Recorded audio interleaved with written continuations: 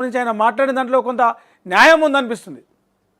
ఇక గ్రూప్ 1 నియామకాలకు సంబంధించి సుప్రీంకోర్టు కీలక తీర్పిచ్చింది. జీవో 29 ఏవైతే పిటిషన్ లేచిర్రో 29 జీవో ఎత్తేయాలని చెప్పేసి దానికి సంబంధించి సుప్రీంకోర్టు కొట్టేసింది. చూద్దాం. తెలంగాణ గ్రూప్ 1 ఉద్యోగ నియామకాలకు లైన్ క్లియర్ అయింది. జీవో నెంబర్ 29 సవాల్ చేస్తూ దాఖలైన పిటిషన్లను సుప్రీంకోర్టు కొట్టివేసింది. దీంతో సర్టిఫికేట్ వెరిఫికేషన్ చేపట్టేందుకు టీజీపీఎస్సీ సన్నాహకాలు మొదలుపెట్టింది.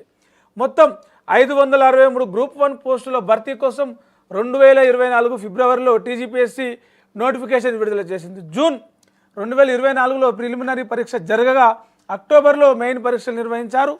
ఫలితాలు 2025 మార్చి 10న ప్రకటించారు. మార్చి 30న జనరల్ ర్యాంక్స్ విడుదల చేశారు. కానీ ఈ నోటిఫికేషన్లో జీవో 29 ద్వారా తమకు అన్యాయం జరుగుతోందని కొంతమంది అభ్యర్థులు కోర్టును ఆశ్రయించారు. దీనిపై విచారణ చేపట్టే సుప్రీంకోర్టు వారి పిటిషన్ను కొట్టివేసింది. బలమైన వాదనలు లేవని తోసిపుచ్చింది. మరోవైపు గ్రూప్ 1 ఎగ్జామ్లో అవినీతి జరిగిందని అశోక్ సార్ ఆరోపించారు. గ్రూప్ 1 నోటిఫికేషన్లో దొంగలు పడ్డారని షాకింగ్ విషయాలు ఆయన వెల్లడించారు. 563లో సగానికి పైగా ఉద్యోగాలు అమ్ముకున్నారని, టీజీపీఎస్సీ నిర్వహించిన గ్రూప్ 1 ఎగ్జామ్ జనరల్ ర్యాంకింగ్ ఫలితాలు మార్చి 30న విడుదల. అందులో టాప్ 100 ర్యాంకుల్లో 44% ఓసీలే ఉన్నారని అశోక్ వివరించారు. గ్రూప్ 1లో దొంగల రాజ్యం నడుస్తోందని అన్నారు. డబ్బున్నోళ్ళకు మాత్రమే ఉద్యోగాలు వచ్చాయని ఆయన ఆరోపించారని చెప్పేసి ఇక్కడ ఒక ఈడబ్ల్యూఎస్ రిజర్వేషన్ పేరిట అన్ని ఉద్యోగాలు రెడ్లకే దోచిపెట్టారని చెప్పి ఏదైతే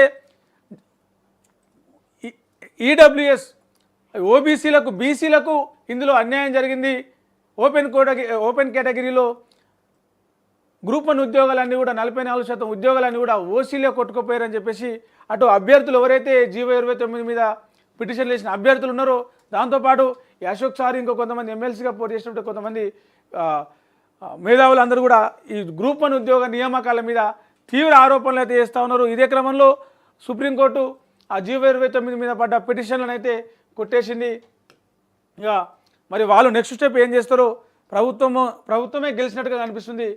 చూడాలి మరి ఆ గ్రూప్ 1 ఎవరైతే ఆ పిటిషన్ వేసిన వాళ్ళు మళ్ళీ ఇంకేదైనా స్టెప్ తీసుకుపోతా ఉన్నారని. ఇక బర్డ్ ఫ్లూ నిన్న ఒక్కరోజే 36,000 కోళ్ళు దాదాపు 20,000 కోళ్లను పూడ్చిపెట్టారు. బర్డ్ ఫ్లూ మరోసారి రాష్ట్రంలో కలకలం సృష్టిస్తోంది.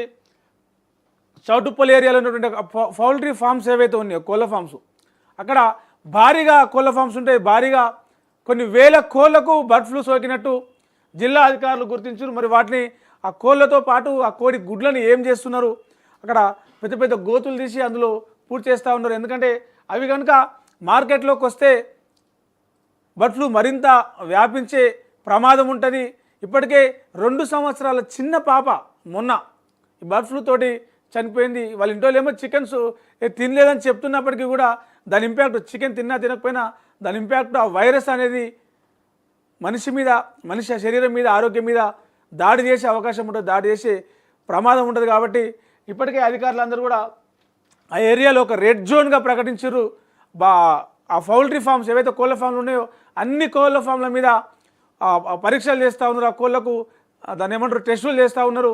ఇప్పటికే ఒక 20,000 కోళ్ళు ఆ కోడి గుడ్లు అన్నీ కూడా దాన్ని ఏమంటారు మన పెద్ద గోతులు తీసి అందులో పూడ్చివేసిరు. జాగ్రత్తగా ఉండాలని చెప్పేసి అటు కోళ్ళ ఫామ్ల వాళ్ళతో పాటు సాధారణ జనానికి కూడా